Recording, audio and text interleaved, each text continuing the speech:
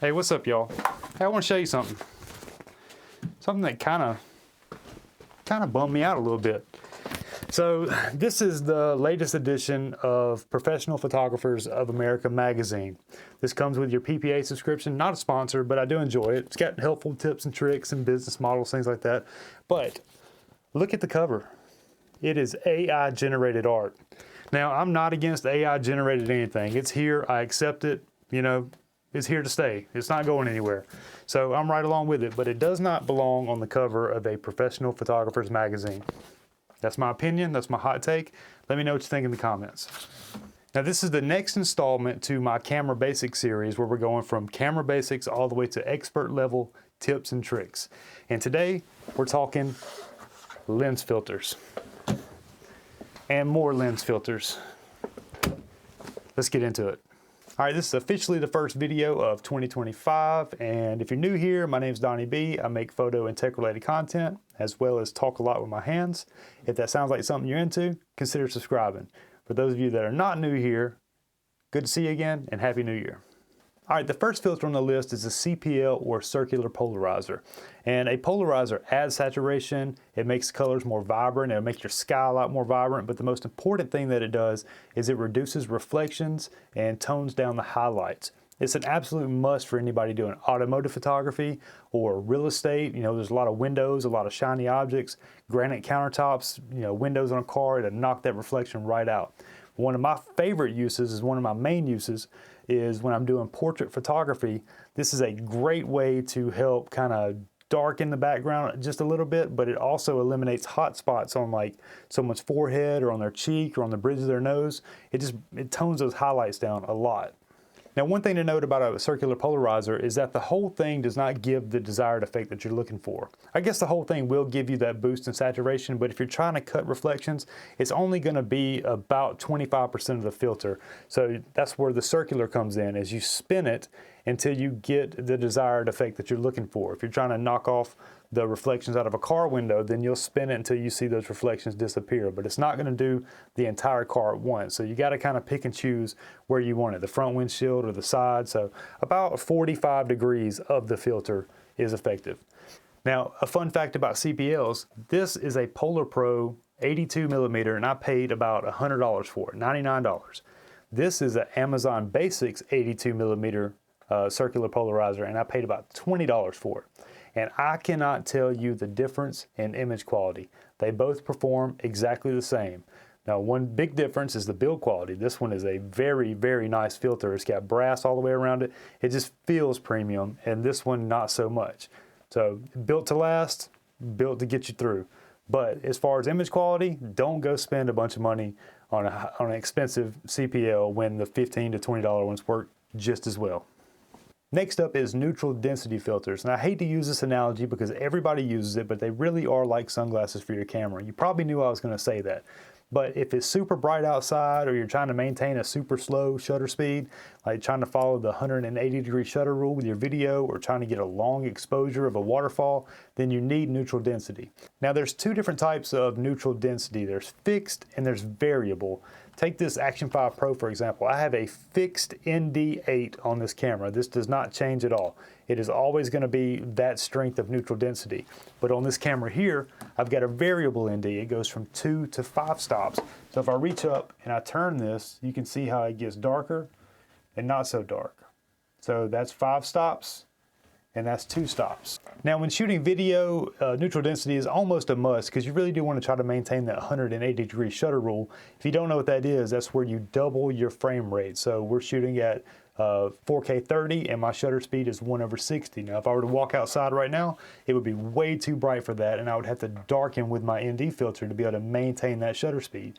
You can crank your shutter and kind of compensate for it, or stop down with your aperture, but you'll lose that depth of field, and your footage will be real jittery.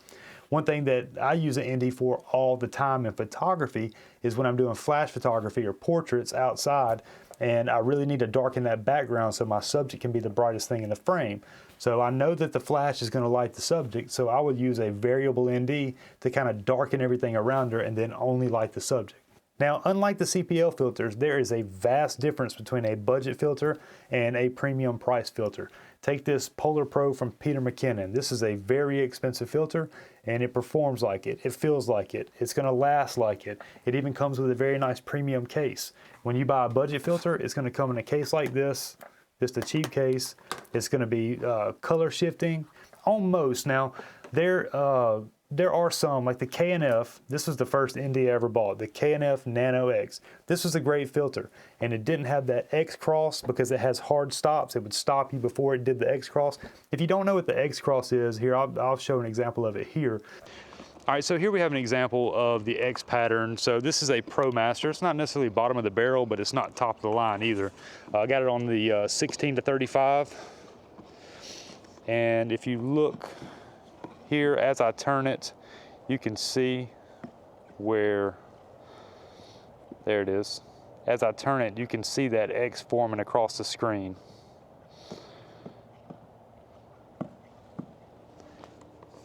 Now, most filters that claim that they don't have the X pattern, it's because they're putting hard stops before it reaches that point. There's no way to avoid it because it's basically where the two polarized pieces of glass are overlapping each other. And any lens that claims that it doesn't have it is it's just hard stops. I know the Polar Pros, I think Freewells, K&Fs have hard stops, but most of your budget ones are not. I guess I should probably say that none of this is sponsored. Like, I use these every day. I bought these with my own money. None of them were sent to me. These are my filters. And if it's a bad product, I'm gonna tell you that it's bad. If it's a good product, I'm gonna tell you that it's good. All right, this next filter I'm gonna talk about is relatively new. And when I say relatively new, it's probably the past year or so. And there's a few companies that have released one. I put a pre-order in for the Polar Pro version, but then canceled it and decided to go with the K&F. Because like I said, K&F is a good budget alternative. And they're on the higher side of budget. Now, they're not $20, but I think this one's around $100. But it is a VND CPL. Now, that's a mouthful, isn't it? A variable ND and a circular polarizer in one lens. So I made a dedicated video about this filter, but I did it next to a waterfall and the audio was shot, so I never released it. But it was a fun time shooting that video. But this is a, let's see, it's right here. So this is a variable neutral density. See how it gets darker and lighter? And it's also got a circular polarizer built in.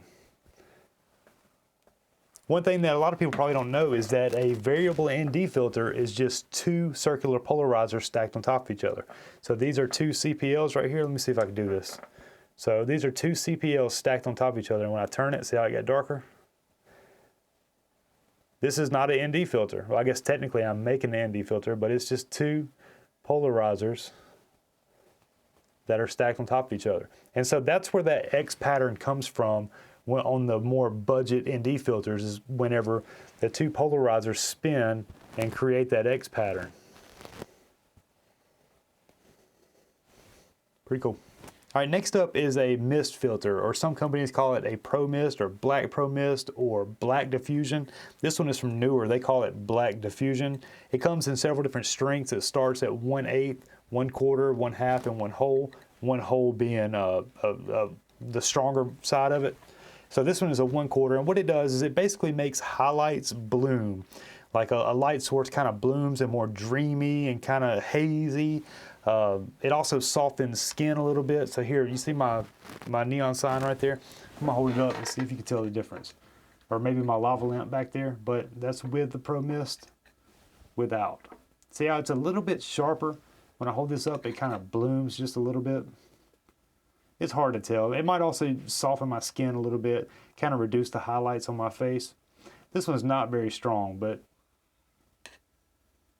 yeah, you can see a little bit. Look at the lava lamp back there.